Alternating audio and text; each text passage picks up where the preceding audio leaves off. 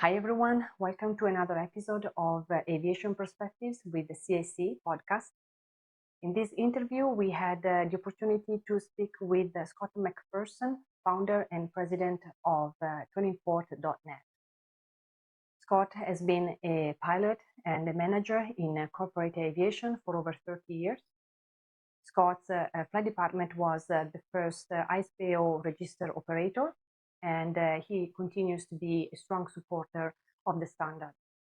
He served on the board of directors of the Canadian Business Aviation Association and as chairman of the International Business Aviation Council governing board. We discuss how he started in aviation and how his career evolved over time from a pilot manager to starting his own training business. We talked about IS-BAO, IBAC, non-compliances, and the importance of root cause analysis. We'd like to thank Scott for this interview. He has lots of interesting stories that we're sure you're going to appreciate. Enjoy.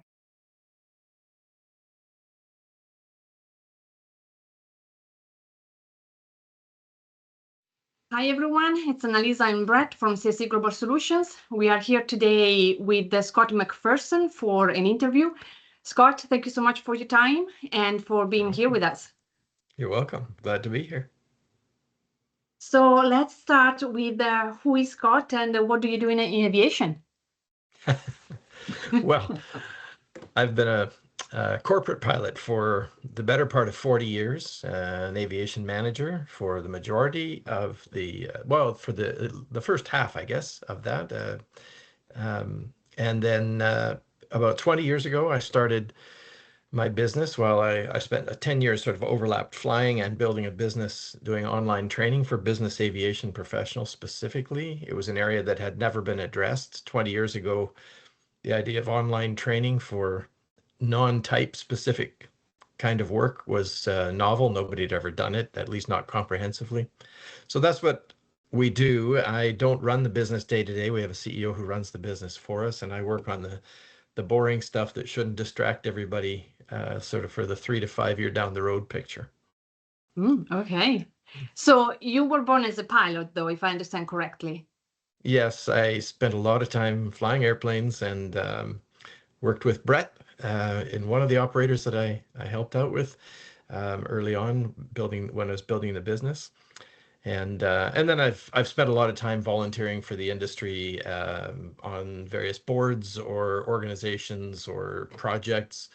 The International Standard for Business Aircraft Operations, I was on several of the committees that helped build that originally. I certainly wasn't the writer. I was one of many people who were contributing, but got involved in that early on and ran the flight department that ended up being one of the test cases, and sort of more by accident than anything else, we ended up being the very first IS-BAO operator. And that had a parallel in Canada. We had a similar system in Canada, so we were sort of doing both of those at similar times. I sat on the board of the Canadian Business Aviation Association briefly, and then I moved on to the board and eventually became chair of the board of the International Business Aviation Council. And I'm just in my last few months of that nearly 13-year commitment to the international board. Wow. Very interesting. So, Scott, there are a lot of people, and we try to reach as broad of audience as we can. I mean, we want to give perspectives of everybody from baggage handlers to CEOs of corporations and such. I find this a very interesting perspective in that, like with the IS-BAO concept and IBAC, a lot of people aren't really familiar with what that is or what they do and how it works. Can you just elaborate a little bit? I think that's a pretty common comment. It's sort of the hidden group that does work for you that you don't see for 10 or 12 years. So similar to any of the internet or the domestic associations, the Canadian Business Aviation Association, or the regional ones like the European Business Aviation Association, and of course the largest one is the NBAA in the US. These are organizations that represent the needs of business aviation to their capitals, typically to the regulator several different kinds of regulators, certainly safety, security, economic regulators, and they can do that at their national level. But none of them have recognition or official ability to walk into the headquarters of the UN's aviation arm, which is ICAO, the International Civil Aviation Organization. None of them can just go and represent their needs to ICAO. That's what IBAC does. It is the council of all those associations that then takes the message to the ICAO, various ICAO bodies, council and the assembly and so on, to ensure that the needs of business aviation are not ignored or prejudiced against, to try to promote the idea that business aviation is a significant economic generator. And so that's what IBAC, the International Business Aviation Council, does, based in Montreal, but with people globally. And they work very hard. They punch well above their weight. We're a small group. There are 15, I think, 15 member associations at this point. There are several that are being developed that we look forward to welcoming into the council as they get large enough to sort of manage the commitment of putting somebody on our board, etc. And of course, regional conflicts tend to interrupt the efforts to build those. So that's what IBAC does. And the IS-BAO was really a request, 25 plus years ago now, by the US and European organizations, saying we don't have standards that are common enough between the two areas. So there was sort of this attitude by regulators, especially in Europe. I think when Americans were traveling over to Europe to be inspected and found deficient, whether they were or not, there was sort of this political conflict. And so the idea was, can we have a standard that we can all recognize that would be easy to operate to, a best practices collection? And that's what the International Standard for Business Aircraft Operations, the IS-BAO, was developed to do. We had many working groups. I think I was on operations, safety, and there were groups in training and maintenance and all the, many, many different areas. And when we put that all together and developed the first one, and then they have a very well-organized system now to maintain that standard. There's a standards board for that. And now the sister ground handling standard, the ISBAO, the Business Aviation Handling Standard, that was there to coordinate so that an IS-BAO operator could pull in and say, oh, that's an ISBAO operator. I don't have to do an audit on that, that FBO, because I already know what they should be meeting at least, or what they're shooting for. Right. So I'm familiar with some aviation authorities that recognize IS-BAO accredited organizations or flight departments and give them credit towards their oversight activities and such. Are there a lot of states that offer that acceptance of the IS-BAO standard? I think there's a tacit recognition of the IS-BAO by many. There are very few that say this is one typically what they'll say is this is a means of meeting our regulatory compliance requirements. Right. I think it's not looking behind the veil, but there's always going to be a debate with people who are enthusiastic supporters of a standard or of any principle, that there are different views on whether that should or should not be pursued. Because at some point, the standard cannot be entirely independent. If it's going to be accepted by authorities, they're going to want to influence it. And, governments particularly influence standards to make it safe for the government, not safe for the operator. So there's always going to be this push and pull on whether you should be an acceptable means of compliance or a required means of compliance, because some of them have chosen to say it's an acceptable means, but they've made any other means virtually untenable, which really puts the standard can put the standard in difficult place. So I think that's a conflict or a debate that I've been involved in many times, and will probably go on. There are a few. So this, for me, I find this a very curious topic, because I've been in business aviation for over 40 years myself, in and out over the 40 years, and I've seen in some instances, for instance, Transport Canada at one time tried to have the CBAA, the Canadian Business Aircraft Association, oversee itself, oversee business aviation in Canada on its behalf. And I understand there were some problems with that. The conversations that went about at the time where it was like putting the fox in charge of the hen house type thing, right? I don't, not that I agree one way or another, but I'm curious. So I think from what I've seen, there are some extremes where you have that, where a regulator says, okay, take care of yourselves. And honestly, from a regulatory perspective, I get that, because when I was with Transport Canada, it was clearly made known to us that we have limited resources, and so we focus where we can get the largest bang for the buck, which is the commercial operators, of course, right? And there's a public interest there. But on the other hand, as a regulator, I've gone in and I've done oversight activities on companies that are ISBAO accredited, and I've found all kinds of non-compliances.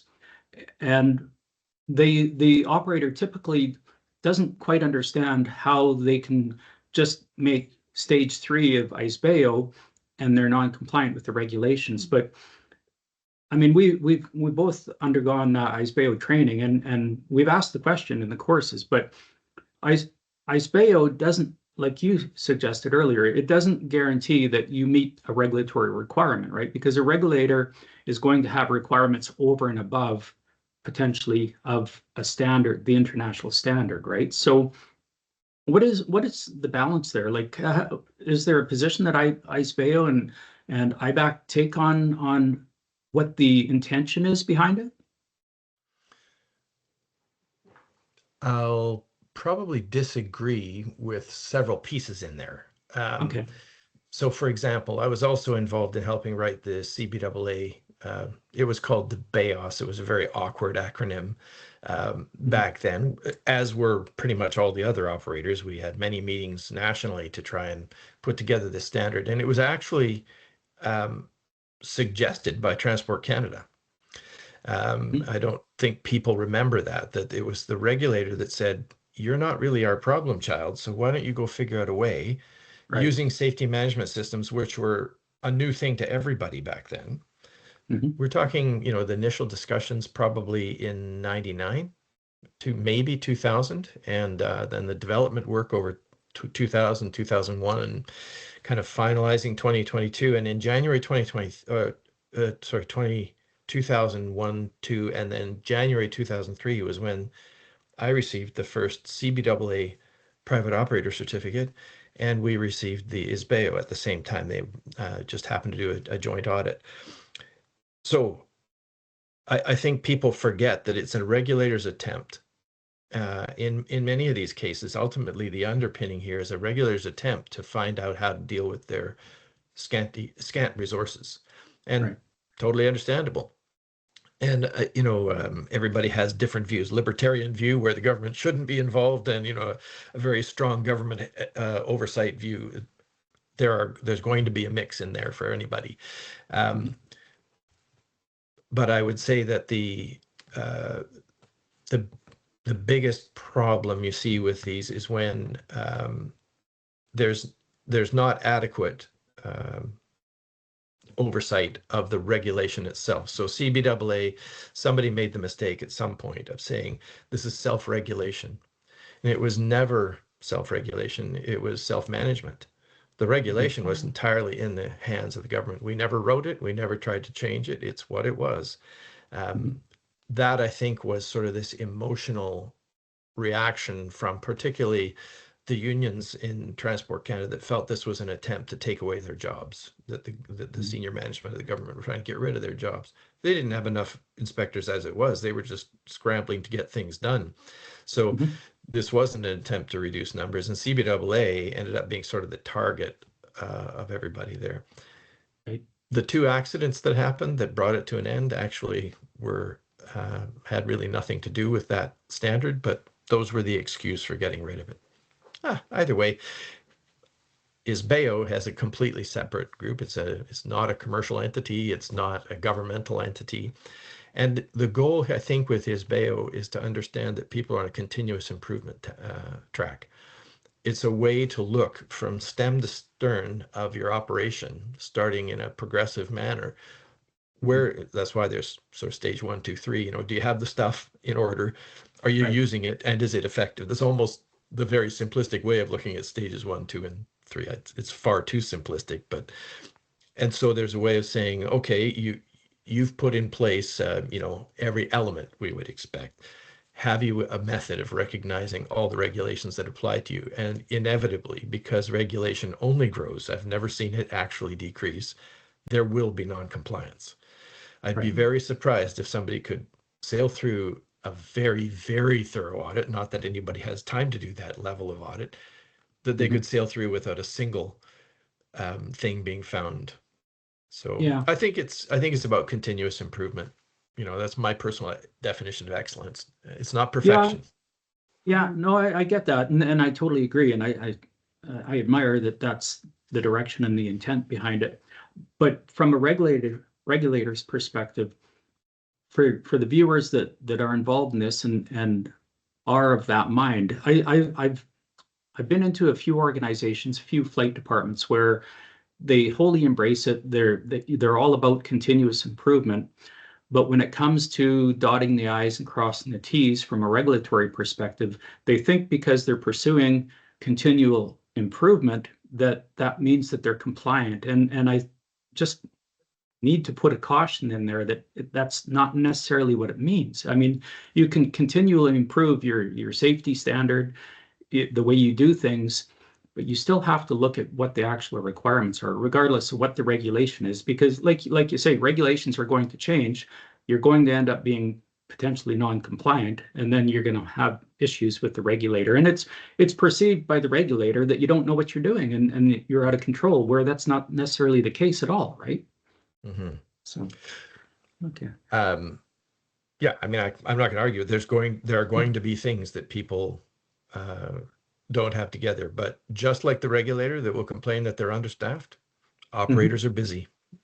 We've both been there. And so I think if we start with the recognition that everybody's got to get the job done, and if safety management systems are truly embraced properly by regulators, most regulators try to regulate what should not be regulated. Most regulators try to define a performance-based standard, which is completely illogical. If they understand it and accept the use of a safety management system as a way to self-report, identify shortfalls and fix them over time, and recognize that it does take time, not everything is a requirement to shut the operation down.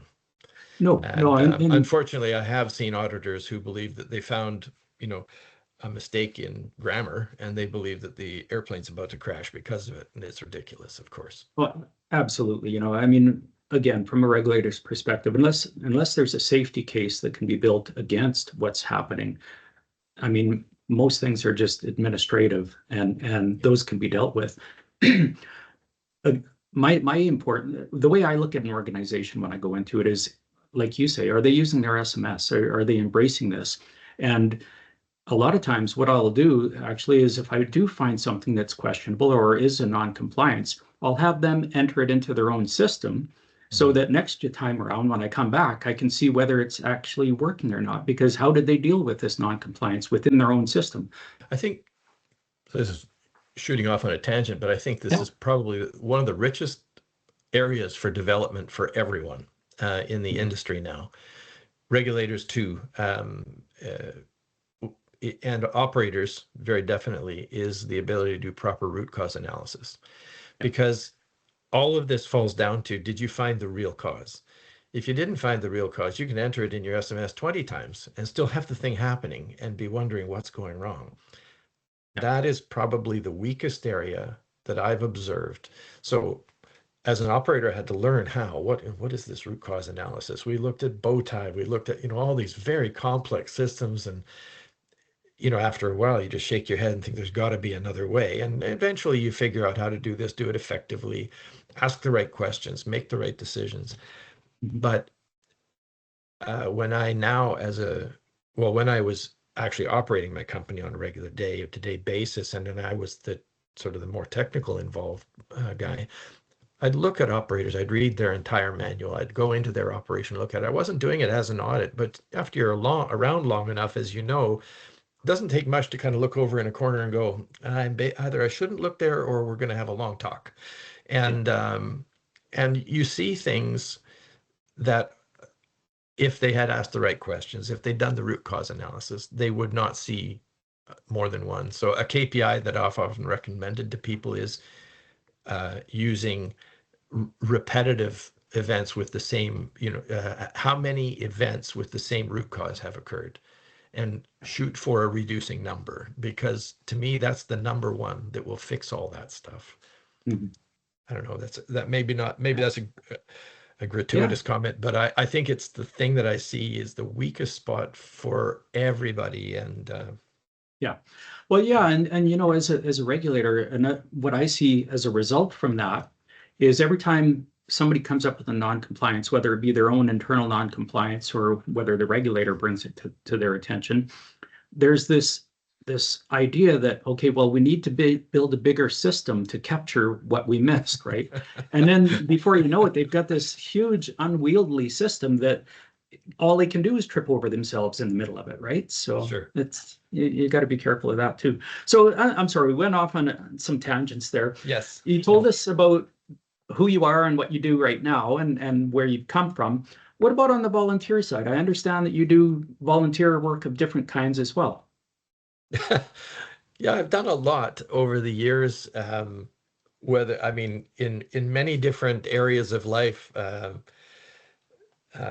in my community, in my church, in the industry. I just think it's, there are a lot of people who take a great deal and don't give much. And I think they end up cheating themselves. It's not that I do it for me, but you sure grow when you do these things. Help you grow into a better person. That's for somebody else to judge, but you certainly develop. And my involvement with in our industry with the IBAC board has been, I think it's been the first board or activity I've been on where now for almost 13 years, I've never once thought, oh, what have I done to myself? Why did I do this? How did I get involved in this? This one instead has been a rich, personally and professionally experience from day one. The people involved, the cross-cultural learning, some of the things that I've been involved with that were just really delightful, and some very complicated, difficult things that have been really challenging and rewarding to see resolved. And maybe it's a little bit of age, recognizing that, I could stop bashing my head against a wall and I would feel better. So I just don't try to take on every fight, that maybe is wisdom, or maybe it's just too much pain. I don't know. Anyway, it must be age, because I'm getting to that point as well. So, well, tell me also, you were active or are active in a charity regarding sick children, or It's similar to, in the US, there's an organization called Corporate Angel Network, which is primarily a cancer support organization. I believe they're still based out of White Plains, New York, the White Plains Airport, and where business aviation gives uplift to cancer patients, most often children, not only, to get from one town to a major health center. So 40 plus years ago now, the Canadian need was pretty obvious. And so out of Toronto, Hopeair, as it's now called, developed, and they're organized very well now. They've developed quite significantly in that time. So I know I did trips for them back in the 90s as a corporate pilot, running people around, particularly British Columbia and some in Alberta, to the centers for healthcare. And that is Hopeair's focus, is on folks who have financial need and a difficult travel arrangement. So because of the Rockies and the distances involved, because of the size of Western Canada, well, Canada period, the distances to travel for somebody, especially in the winter, going through mountain passes, complex, dangerous, and extremely exhausting for somebody who's in the middle of chemo or say, needs a heart transplant or whatever the issue might be. So this is primarily, well, it is a healthcare transport organization, volunteer. And so this is gone from just aviation. It was called Hopeair, but it's gone from just aviation uplift to end-to-end sort of door-to-door service or support, where now somebody who can demonstrate that I really need the help financially and I need a lift, will be given tokens or a credit to take an Uber or a cab to an airport to meet a volunteer pilot, or perhaps get on an airliner, because the airlines support with discounted seats, and people can also give their travel points as support. They'll get a flight to a major center, and they'll get another coupon for a ride to their hotel, a hotel coupon, food coupons, ride to the care facility, unless perhaps they're staying in the hospital, and then back the other way, all the way to their door. So that, I guess in the 90s, we'd drop somebody off at an airport just like any other passenger and think, okay, have a great day, and not realize they had no way to pay for a cab. They had no hotel. People were staying in hospital lobbies, hitching a ride, and these are very sick people. So now it's much better organized. So my wife and I have for years supported Hopeair financially, and now we have the opportunity with our little airplane to fly people locally. I hope one day to have a more capable airplane to give people rides without having to put on oxygen or something to get across the mountains or through them. And so it's delightful to be able to be supporting them, and I look forward to years of doing it. Nice, very cool, interesting. So let's go on to how did you get started? Do you want to ask this one? Yeah, actually, I wanted to know, how did you become a pilot, and why aviation? What started? That answer's changed over time as I realized things. So I found out after I became a pilot, my grandfather had been in the Air Force in World War I. And back then they had a lot of trouble with illness at the various training camps. And his camp in the prairies was one of the ones where they basically ended up nursing each other to try and keep each other alive. They lost a lot of their trainees to illness, and guys were dying. They had graveyards at these camps that were just basically placed in the middle of the field. They had one airplane, he told us, and they didn't really know how to fly them or maintain them. So a bunch of these farm boys would fix the airplane. The next guy'd get in and try to fly it and crash it, and they'd put him in the hospital and they'd try to fix the airplane. And by the time 1918 came around, his name hadn't come up because they were moving from A to Z, and he was a Macpherson. He was right in the middle of the alphabet, and he hadn't gone flying. He'd just been fixing airplanes and nursing sick guys. And so I didn't know any of that. My father was a recreational pilot, learning in the 50s.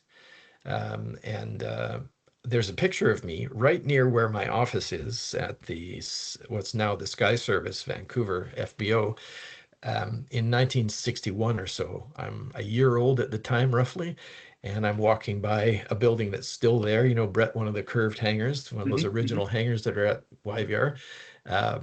And I didn't realize how long I'd been around airplanes, just being around them.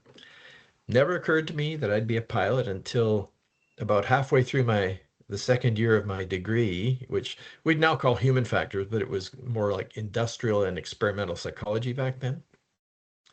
And about halfway through, I thought, I'm going to finish this, but I don't want to hang out with these folks, because a lot of them want to go and be counselors, and a lot of them are crazy. So I don't want to. I don't want to hang around with them. A whole different kind of crazy. Yeah, a whole different kind of crazy. So I went on an introductory flight and thought, oh, okay, this is it. And long story short, it took several years because of the economy took a real dive in Western Canada in the early 80s. And so by the time I did get to actually go flying professionally, I was already 26. I had flight attended for a couple of years, just trying to get my foot into the door in the industry. And then I was very fortunate because I kind of banged through some jobs pretty quickly when people weren't getting work. And I managed to get I literally met the manager of the flight department that I ended up running in the coffee shop, and he invited me for an interview, and I started working for Weldwood, one of the forest products companies here in British Columbia. Wow.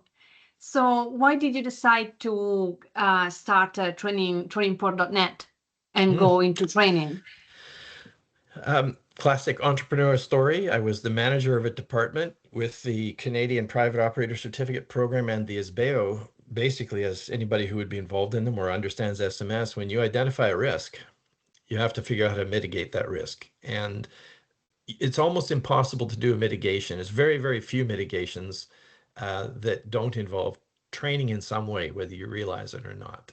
You have to tell people, oh, hey, this is how we've mitigated it. Oh, by the way, we wrote a policy. We changed the SMS or the ops manual or the whatever manual it might be. And people have to know, well, that's training. And then you realize that there's airborne icing training, and there's CFIT training, and there's upset recovery training, all kinds of things that have theoretical components or reminders required, some of them by regulation, some of them because you've identified the risk.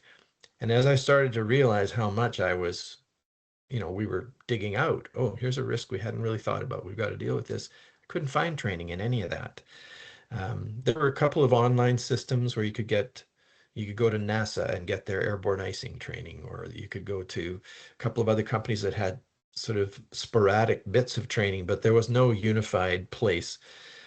And so a fellow and I wrote a syllabus for the Canadian operators, looking at everything that was required and the most common risks that people were trying to address. We went to the two main SIM providers and said, here, do this, and we've canvassed everybody, and this is how much they'd pay.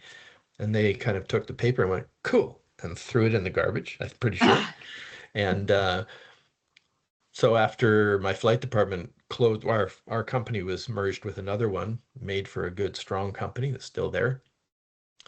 I closed up the flight department for them and thought, well, it's now or never. I was 45 at the time, and my wife and I had been careful to save, and we didn't have a mortgage anymore. So as I jokingly say to my now very adult children, I risked their future, and here we are. Lucky them. Huh? Yeah, well, it sounds very much like us. I mean, we have identified that there is a need for aircraft management training because there is it's difficult to understand how flight operation and worthiness and maintenance work together. So this is what we're trying to do. We try to provide training and knowledge about this dynamic. Yeah, it's something that well, I'm sure you've experienced over we even had conversations about this just a little bit generally, in that maintainers are a different group from flight operations, for instance, in how they interact and how they perceive the requirement for training or the necessity for it or the value of it. And beyond that, there are other groups within aviation that have to interact with each other. In effect, everybody affects one another in this industry, but yet everybody's in silos, and everybody doesn't understand that they don't have a clue what the others do or why the others might do certain things a certain way, because they just don't, they've never been exposed to it, right? So that's right. It's one of the reasons why we're trying to work with this podcast and offering different perspectives where people come from, and just to have insight into what others are involved in, where they came from, what they do, why they do it, how they do it. I mean, we're not looking for trade secrets or anything, just general sharing of knowledge, right? So it's I know I will hold regulators' feet to the fire, as I do with Transport Canada. I'll call them on the carpet if they have to be. I'll try to work with them, but I'll also praise them when they do something correctly. And I have to say, one of the things that Transport Canada did, I think, was very, very good move, was known as, for the commercial operators, is the joint annual training, where they require a CRM exercise for all roles to be together. And we do that online for clients. They recognized early, okay, you're not going to drag everybody in, especially in on-demand operations. But having maintenance people, cabin crew, dispatch, pilots, ground handling, all working together, for example, and even changing roles in the scenario to try to understand each other's complexities. That's a really smart thing they did. It was imposed on operators, but none of our clients, to my knowledge, have said, boy, that's a waste of our time. They've all gone, okay, you know, we came in kicking and screaming, but this has been a really good move. So there are things like that that I think people are starting to get more familiar with.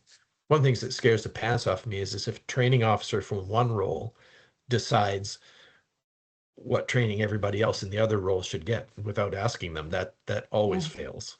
Yeah, for sure. Yeah. For sure. So coming back to your career, so I kind of sense you didn't have a plan. So it's just something that being a pilot just came up and you later on identified this need for training. Yeah, you could say that. Yeah. You know, I had plans along the way. Once I decided where the direction was going to go, I certainly thought I was going to go to the airlines like so many other pilots, you know, start with. Early on, when the airlines all had ended up laying people off, I realized, okay, all the people that I know who were pilots from when I was flight attending at what was called Hopeair back then, they were all laid off numerous times. I remember one guy had been with the company 11 years and had only worked 3 of those years. And he'd done everything else. He sold cars and all kinds of stuff in the middle. Then Air Canada, the flag carrier, started laying people off in '92. And I thought, okay, that's a first for them. So I decided to stay with business aviation. So at that point, the plan was pretty clear for me. Like, I'm going to work really hard to become a manager. I'm going to take everybody to training. I'm going to beg for every project I can get. And I'm really going to dig into what does it take to manage as opposed to just be a pilot. And I wanted to be a pilot, but I wanted to manage. And so that was a plan that continues. I think I still even spend time studying that stuff, though I'm long past that stage in my career.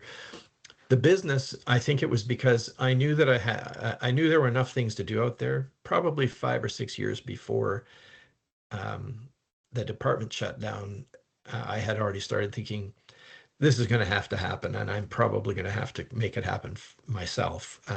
And I had many others. I'm not a training guy. That's the irony. I'm an operations person, but it was just a need that was there, and I couldn't let it sit. And it was probably at the time, I'm not sure it still is, but it was probably at the time the most difficult thing you could do in safety management that would produce the most effect. So it was similar to what we said earlier about take those resources, the few resources you have, and apply them to where they matter the most. And that was why I started that. And the idea of doing online training 20 years ago was mystifying to most people. Now it's normal. You can do it for anything.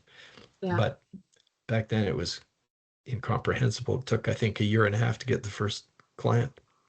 Yeah. Right. I like what you said about I'm an operation guy, because it's like us, we are kind of practical people. And this is why the reason why I think our training can work, because we know the practical things that need to be done. Yes. Right. Yeah. Very interesting story. I always like hearing different aspects of it every time we talk. One thing you didn't mention, and maybe this is too sensitive, I don't know, but from what I understood, you also lost a friend in aviation, and that had an impact on going forward with this. Yeah. Well, not just one. There were 20 in 20 years, which is not normal. No. It may be true in other parts of the world. I can only really speak to the Canadian charter market in those days, in the 80s and the early 90s. So I started training in 1980 or 81, and a fellow who was in training with me at the same time in these little airplanes out of one of the local airports took the airplane out to his parents' farm and did a low pass and trying to be a hot dog, and he crashed the airplane into their front yard right in front of his family. Actually, I believe it was a field. I have the photo, unfortunately, from the newspaper the next day. So that's, this was a guy I was getting to know. We weren't exactly best friends, but we'd go out for a hamburger and a milkshake after a flight or whatever and discuss how great we were, So that was the first one where I thought, okay, well, this guy's just like me. People would kind of confuse us because we looked the same. You realize, okay, I could do this. Same thing. I could make that same mistake. I mean, and I think because I was studying what's now called human factors and sort of experimental work, I realized there are many variables that can play into one of these things. And I thought, I didn't have for a moment a belief that this couldn't happen to me. It wasn't that I was afraid. I just thought, okay, time to be careful. And then not 20 friends, but over a 20-year span, 20 friends or acquaintances made significant mistakes. And there's not one of them that I remember where everybody went, oh, well, the airplane broke up in flight, or that's clearly, no, they were human factors, mistakes. Procedural drift, intentional non-compliance, all the things that we hear about now. I saw them. I probably contributed to some of them, because in those days, if you got a job in the 80s flying in Western Canada, you were just there by the good graces or the good mood of whoever hired you, and if you looked at them sideways, you'd be gone the next day. So I did many things I shouldn't have done. I did many things that I've now told people, don't ever do this. And so the reality is we were all hovering on the edge, I think, many times. Yeah. We just didn't like to admit it, and we don't like to now, but it's the truth. Yeah, I started in the 80s as well, and I was also a flight attendant. It wasn't my primary job, but I would fill in for the load master on a Fairchild F-27. And I still remember being in the back of the airplane one day, and on approach, I would have my headphones on, listening to the crew up front. It was just interesting conversation. And I remember coming into White Court one day, and before I knew it, I mean, they stopped talking. The airplane pitched up, and I saw trees go by on either side. We were doing go around, but it was the kind of thing, like you say, people perhaps took chances that you wouldn't even think about doing today, or I guess maybe they still do. I don't know, but it's. I hope not. Interesting. Oh, I hope not too. It was scary. I had a few exciting instances like that. We do a whole other thing. We do this story time with Bret, where I talk about different things that happened over the years, right? And there's a lot of interesting things, I think, that when I like yourself, when you sit down and start thinking about it. Yeah, a lot of things that go by over the years, right? So yeah, it's I think others will like it as well. Yeah, no, for sure.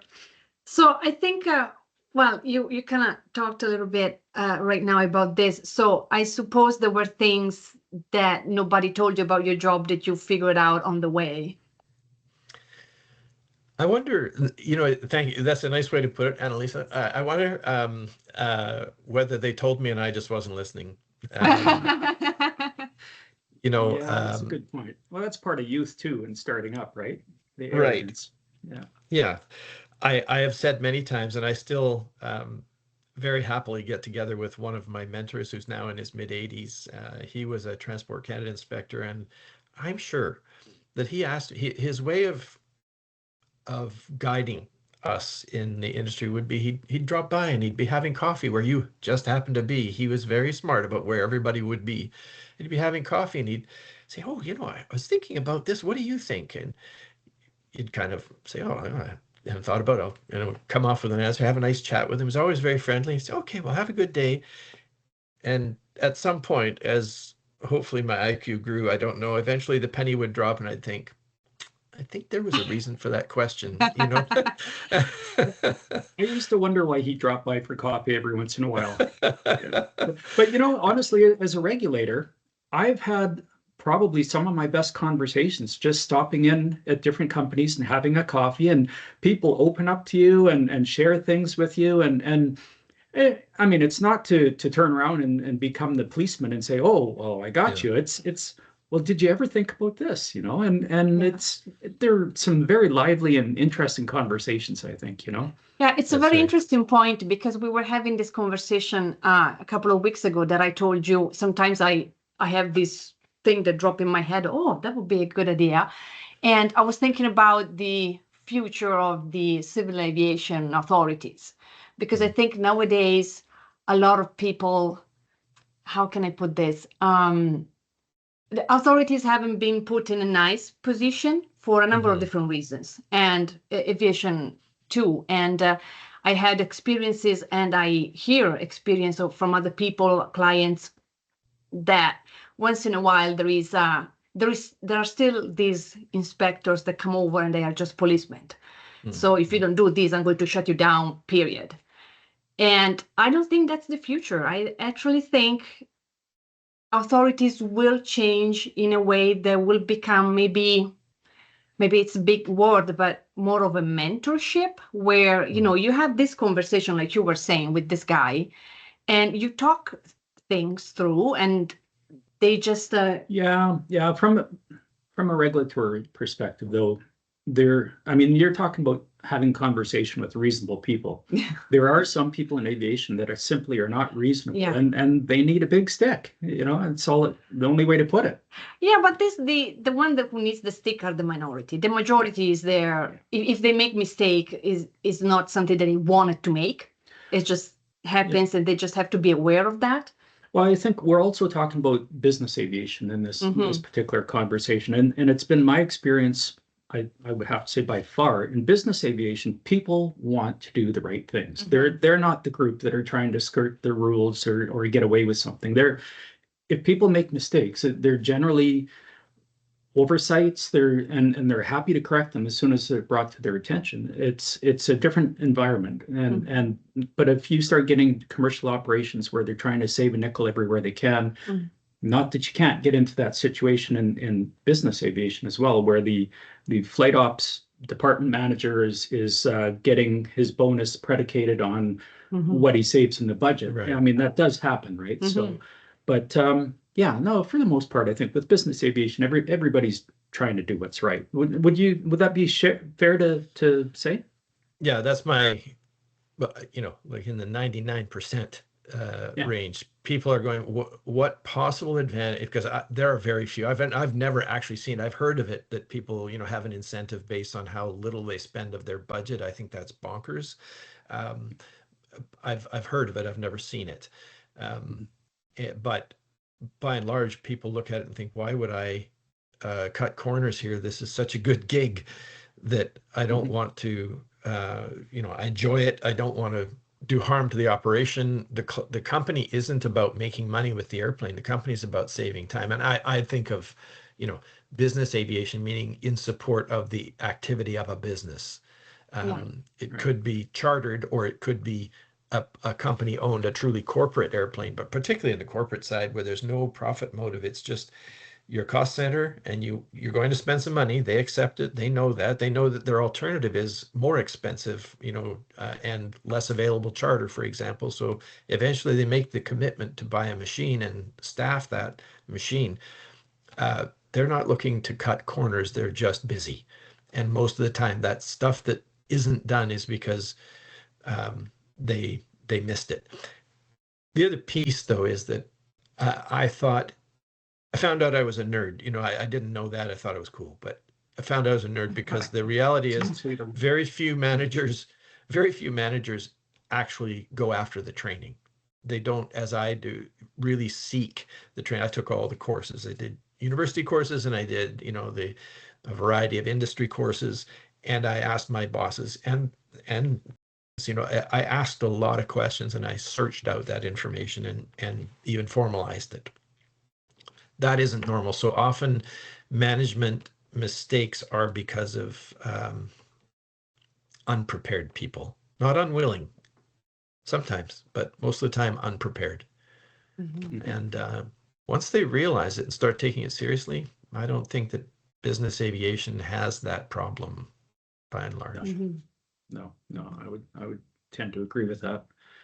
I have kind of an interest in your business in terms of, so you said that you always wanted to be a manager, and a manager has to have certain characteristics. It is something that those characteristics are something that you already had in you. Did you have to learn them? How did your management experience change from, being a pilot in a corporate aircraft to your Trainingport company? Sure.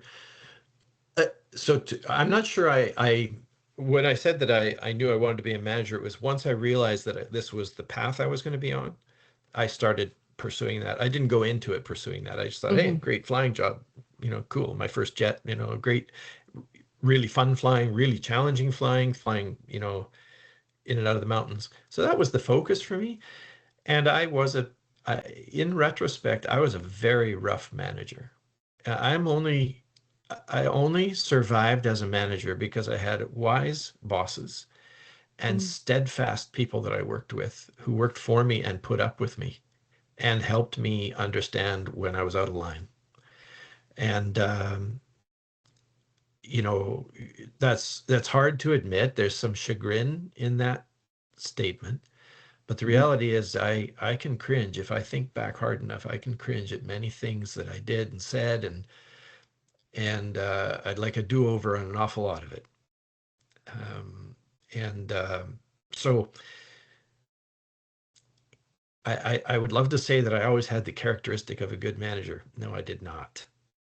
Yes, I took a lot of training, and I probably bruised a lot of people, and I took a lot of bruises. And some of them were from people who were behaving very illegitimately. Some were people behaving very appropriately. Right.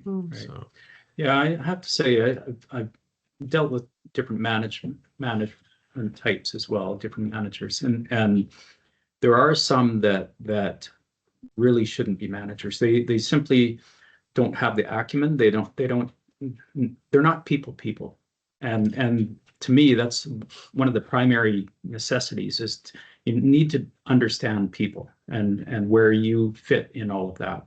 And if you can't relate, or if you think your way is the only way, then you're probably not real effective, right? So right.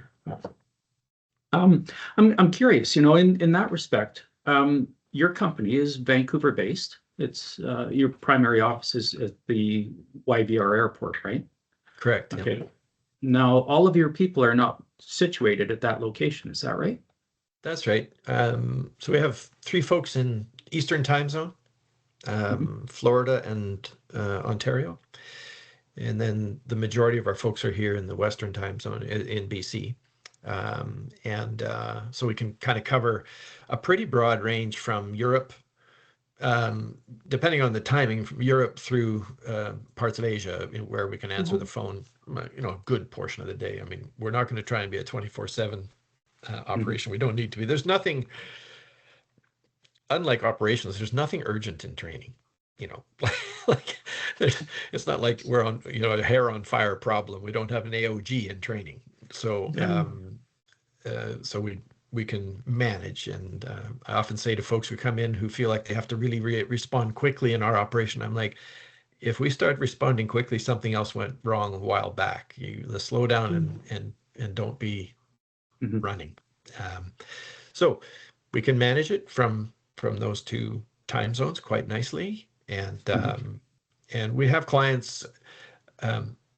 We have clients in all of the continents except Antarctica, which really annoys me because I'd love to have one paying client. I'll even let them pay £1 as long as they, you know, if the British Antarctic Survey Company wants to do 1 course for £1, I'll even send them the £1 if they want to do it. Then I'd have a paying client on every continent. But anyway. Interesting. So how do you find, I mean, it must, managing people, I know you're not hands-on managers so much anymore, but obviously you oversee and you understand the intricacies and the workings of the company, obviously. How do you find managing people in different locations, remote? Like since COVID, there's been a lot of remote work lately. So, but I mean, you started doing this long before COVID. So how do you find managing people in those different locations and the different things that they do, and how does it all fit together for you? Yeah, it's interesting. I mean, we had a simpler setup before COVID. You know, it depends on your perspective. Simplicity is not complex now. We had 1 person in the Eastern time zone, our director of the sales operations out of Florida. And so that was very simple, right? He's on the road, he's dealing with clients, and there was, you know, there's Microsoft Teams back then. We used many different techniques. Along came COVID, and everybody went home, as we all know. And now we remain in a hybrid work environment. And that, I think, over time is shifting. Many organizations, governments, and businesses are calling people back to the office full time, like, you know, 5 days a week, some. We don't believe that that's necessary because, first of all, during COVID, we hired people in Ontario to support sales and to support clients, in other words, sales and ongoing support. And some of them we didn't meet for 2 years. We'd see their face on Teams, so that's worked out fine and it's productive. I have said for years that given that Vancouver is such an expensive city to live in, that back when we all only thought of you have to work in the office, I said we're going to have to move this office out into the valley east, where people are going to have to move if they want to own something. I kept saying our young people are going to move to Chilliwack. Well, sure enough, during COVID, one of our young folks who had immigrated, become a Canadian, saved a ton of money for, very diligently, bought his first place out in Chilliwack. And but by that time, we were all working remotely, and the need to move an office was gone. So we still have the same office, and we use it really as about every 2 weeks. There are 2 or 3 days of occupied time there. So we run into some of our neighbors in the hallway who are there more regularly, and they say, "Are you still in operation?" We're like, "Oh yeah, we're still here. We just don't need to be here." And and I sometimes think, why are we spending the money? But our CEO makes a very good point that we need a place. We've done an analysis. We could save some money by using one of the office rental places, rent an office for a day, or rent a boardroom for a day. We could save some money, but we have a facility. We have a facility where many of our clients taxi into. We look right down on the ramp, and well, as you know, we've also got the view of the mountains. I mean, it's like the $1 million view. So yeah, it's not hard duty to be there, but we don't go there much. I don't. Yeah. I mean, for the clients that make their way to the office, to me, it lends a certain level of legitimacy to the organization. I mean, I even actually maintained a small office in that same building for a while for that reason, because for me, if I needed to meet clients, you can go to a coffee shop, but it makes much more sense if you can sit at a board table or sit at a desk, and they can see that you're a going concern or an entity, right? But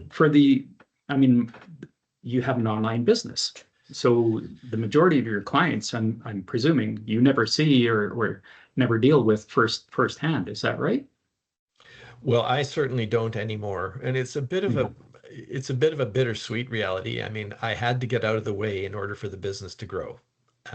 But many of these people are friends, industry friends for decades, and I don't get to see them. I don't go to visit clients. I will from time to time, very, very occasionally, maybe once or twice a year, I get to go on a visit with a client. They let me go out. They let the boss out, But most of the time, it's our senior executive or some of our team members who are going to visit almost for their own training. And we have many clients we've never met because they're too busy or they don't want to. They're flying, and when we're in their town, they say, "Oh, I'm really sorry. I'd love to have coffee with you, but I'm not there." So it's the nature of the business, as you say, and even physically, our office has changed. We used to have all these file cabinets full of files. We had computers telephones on every desk. Well, we have a virtual phone system. Everybody's on VoIP. It goes to your cell phone, and all the computers are gone, and we sold the file cabinets for $50 or something, it's just gone. There's no need for it. We don't have paper sitting around. I think we do have a printer, but I don't think anybody uses it. Yeah, interesting, right? So what about bear with me here. This is We'll just ask a question. Okay. So because of the nature of your business and people work basically from home, I understand. How do you keep, or do you have the need to keep some sort of team feeling that they belong to the company? You know what I mean? Engagement. Absolutely. Engagement, yes. How do you keep that, if there is the need for your company to keep that? I don't know. Sure. Yeah, it's we call it Team Connect. Yeah. In fact, I signed off early from our weekly Team Connect call to prepare for our talk here. So Tuesday mornings at 9 o'clock Vancouver time, everybody logs on. We have 15 full-time employees and several other folks who do part-time, or, so for instance, somebody who chases invoices. So it's a part-time job for a business, a student in a business program at one of the universities. So we had 15 people online today telling what they've done for the weekend, what their focus is for this week, what projects they have going. One of our graphic artists showed us some really funky art that he had done. And it was just a way to have a chat, not to replace the water cooler. That's what we try to do with the 2 or 3 days in the office for those who can get there. But that Team Connect is really the way we did it. And during COVID, we actually did it every day because people were feeling frightened. And they were worried about their jobs. They were worried about their health. They were worried about the world, and it was just a way to sort of calm everybody and have a talk and let them blow off steam. And sometimes it was literally, somebody emotionally fractured, just trying to express their fear. And that's fine. It was a way of taking care of people. And it now has morphed more into a regular event. And then once a month, the last Friday of every month, we have a luncheon in the boardroom at the IS-BAO, where we just get together and we'll talk about our financials, and we share our financials with everybody and talk about that and where we're going, what things have changed, what we're excited about, and usually we have some kind of a team building game. We've had some really cool ones. I did one where I got everybody to we did it online using, I think, Google Earth, and put pins on places they'd been in the world, where they were from, where they'd traveled to. It was amazing as people started doing it to see this thing populate like a fur ball with 15 people who had basically covered the planet, and it was pretty neat. Wow. And we have people from a lot of different places, from India, from Mauritius, all over. So the question of engagement, I think, is an interesting one, and it sounds like you've got some interesting ways of doing it. I started working for a corporate aviation department one time, the one that you and I worked together at, and when I first got hired, the guy that hired me, he explained to me, he said, when you start here, he says, I can't understand it, but you want to succeed, you want to do a good job, and I didn't quite get what he was talking about, but after I was there for a little while, I got it, because the owner, he gave ownership of anything that you're responsible completely to you. So if it was successful, it was your success. If it failed, well, this person had a history of, you probably weren't there next year, right? But nonetheless, giving ownership and engagement, it just it lifts you to a whole different level, I think, right? And you must, I'm just guessing here, but I'm thinking these 15 people, most of them, or some of them being in different locations, clearly they have their part of the pie that they part of the world that they're responsible for, and it's theirs in most cases probably to do as they deem necessary. Is that the case, or do they get a lot of direction from you and your office? Yeah, I'd love to claim. So I certainly have tried to make that the principle from when I started the company, because I wasn't going to be around. I was busy running around doing sales. And so the team that were at the office needed to have a set of principles to run by. So we talked a lot about the values and the vision and what kind of, how to make a decision. And they would often say, I looked at our vision and I thought, okay, well, this is in line with it, so this is what I did. And they might make a different decision than you did, but it was appropriate because they thought that through. So I think that's one of the pieces of enabling people. I'd love to claim that Team Connect and the things that I described to you just earlier were all my idea. They weren't. They're our CEO's work. And that is a part of getting out of my own company's way, because I was the technical guy, I was sales, I was running the company, I was chasing invoices. Getting out of that was important, but I intentionally hired somebody from outside of aviation, because I knew that Brian had a deep business background, and particularly team building. And I had watched him do it. I'd watched him work and thought, I really like this style. And I have to hand it to him and his executive team, particularly the way they're trying to do it. And nothing's going to be perfect, but I think they're the ones who have driven that culture. And I know that it's very much part of you have to have an authentic person at the helm. And I think that's what you were referring to, Bret, is that the principle of that organization was authentic. There were many stories about it, but I never saw any of those stories play out. I was always treated extremely well. Absolutely. And so I think it's about and people, you hear about it with young people, but I think it's true in general. People want to do a good job. Not very many people go into a job hoping they can skate through without doing anything. I mean, I guess there are some, but I've never seen it. Our young people, everybody talks about, how they're all entitled and so on. I've never seen that. I never have in our operation. What I have seen is us having to say, okay, don't send emails at 3 a.m. You should go to sleep. Or why are you working on the weekend? Nothing's urgent in this business. You should just take some time. Or I know you probably need to go home soon. You should do that at, now that it's 5 or 6 o'clock at night.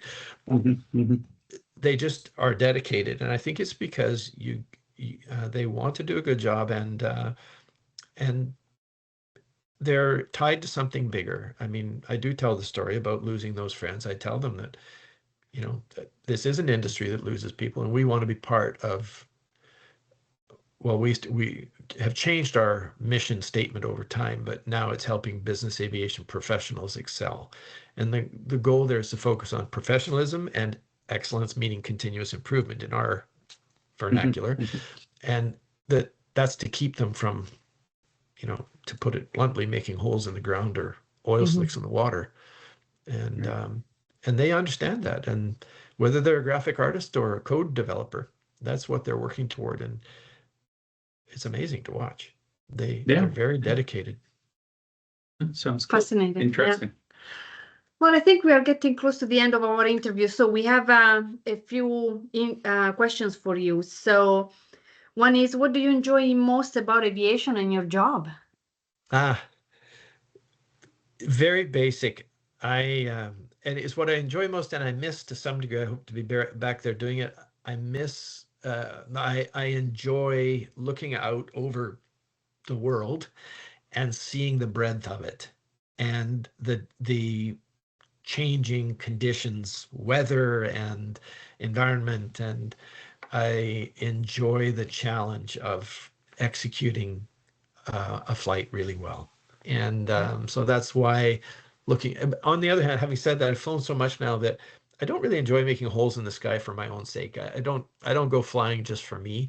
I have to have some purpose. And if the purpose is to take somebody for a tour around the lower mainland of Vancouver, I'm fine with that. That's enough.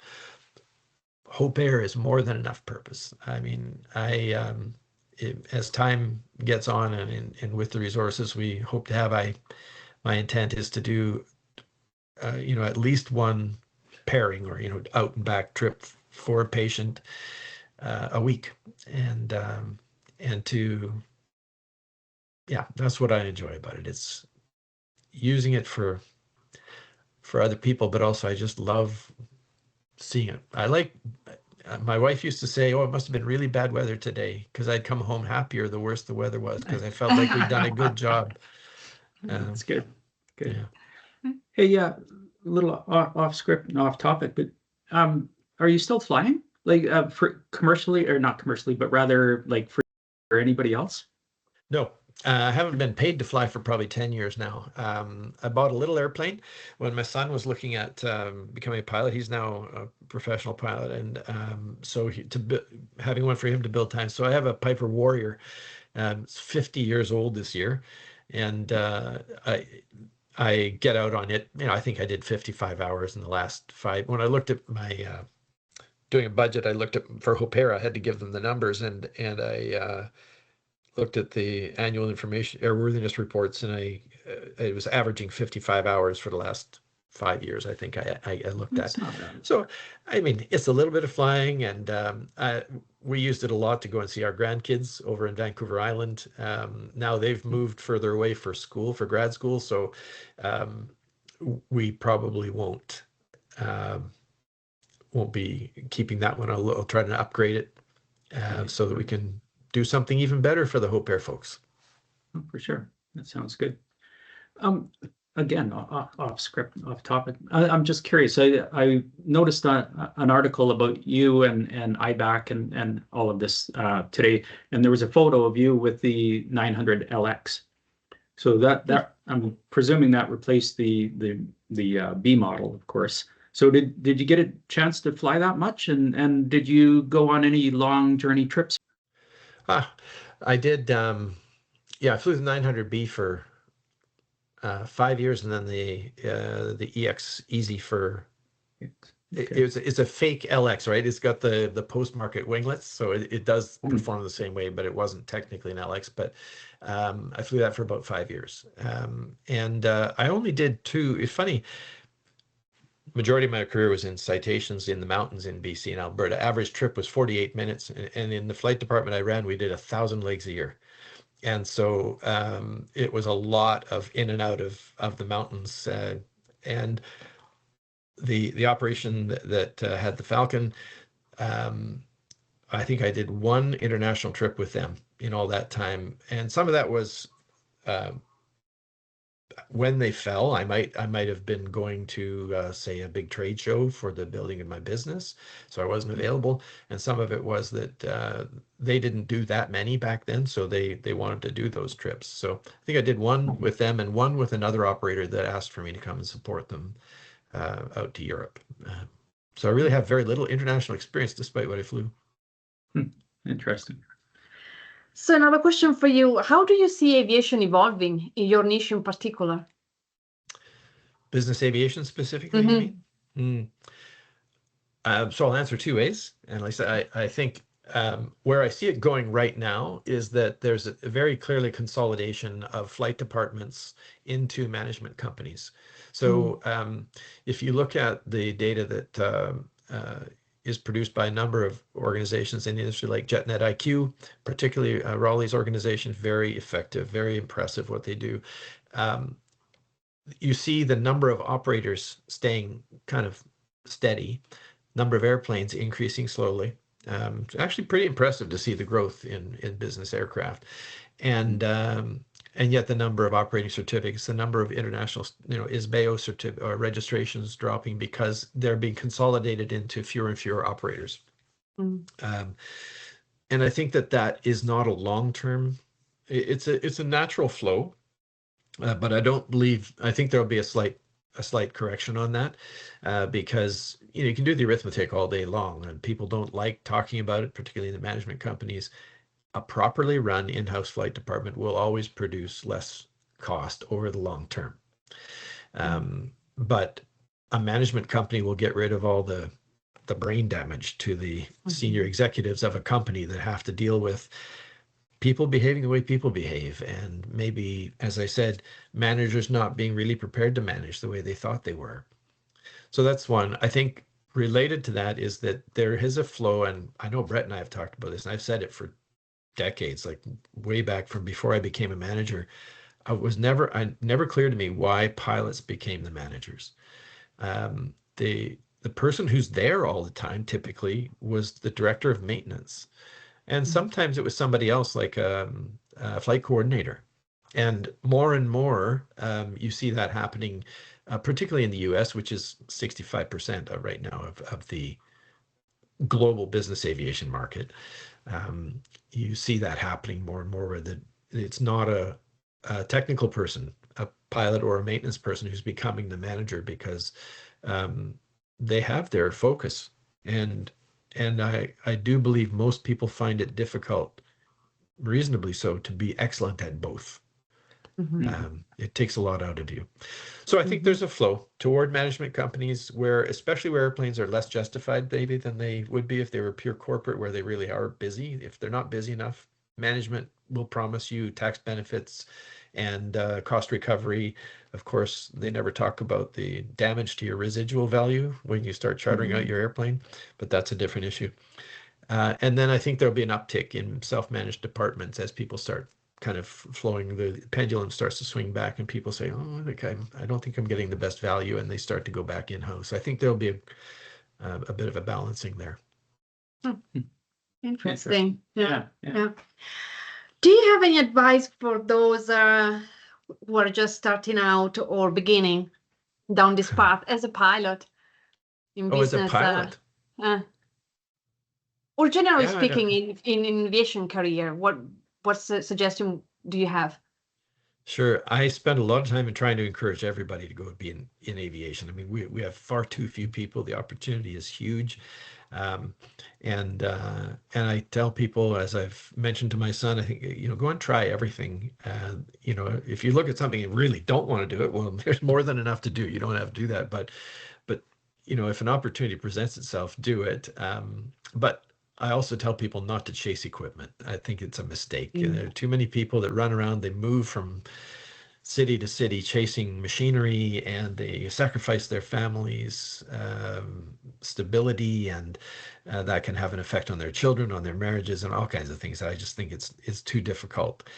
So I think try everything, especially early on, but excel. Do everything you can to excel at that and to be truly professional. Study, pay attention to the things that you probably don't know as well as you should. Really dig into those, because too few people are like that. I think we have a diverging character where we have some technicians and we have professionals. And the distinction to me is the people who really strive for continuous improvement, the professional development, and those who just let me have my job and go fly or go maintain and don't talk to me about anything else.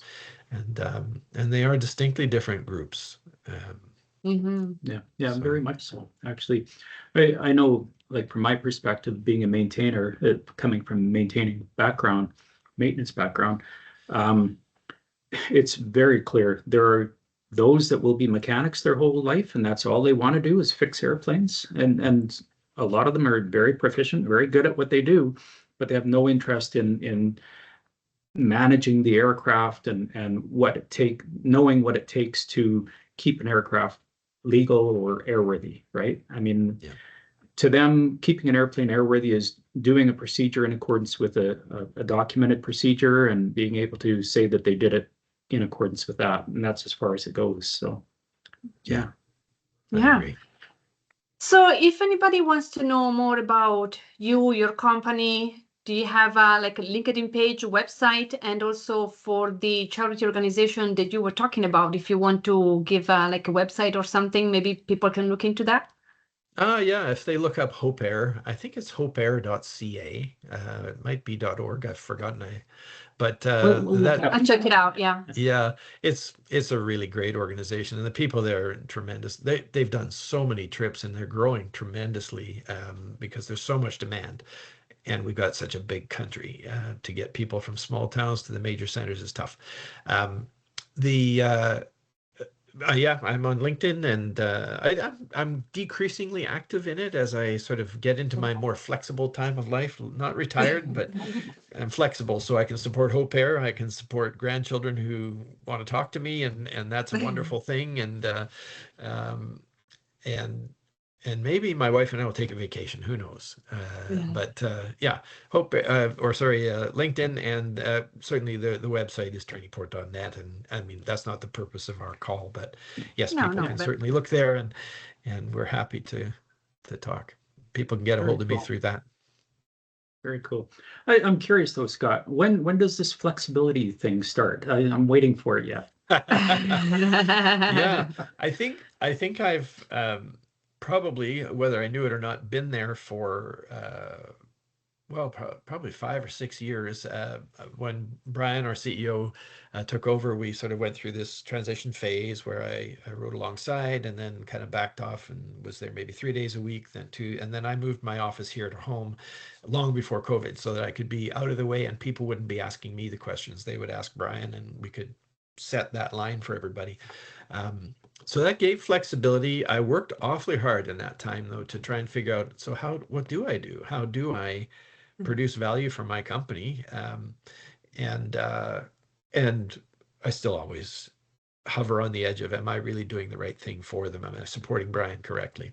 And then the IBAC and other activities can take time, but the nice thing now is that I've sort of built my calendar in such a way that if somebody says, hey, we want to have a podcast discussion, I can go, okay, either I have a spot or I'll just move some things, because they're mostly things, that I'm doing, and I can ask somebody else to flex with me, or I can just move my own self-assigned activities out of the way.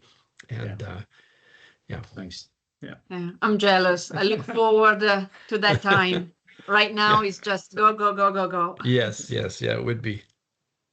Yeah. Okay. Well, thank you so much, Scott, for your time and for all the discussion. It was very, very interesting. Thank you so much. Yeah. Well, thank you. I appreciate the opportunity. Yeah, you bet. Thank you. Thanks. Thank you. Take care. Bye-bye.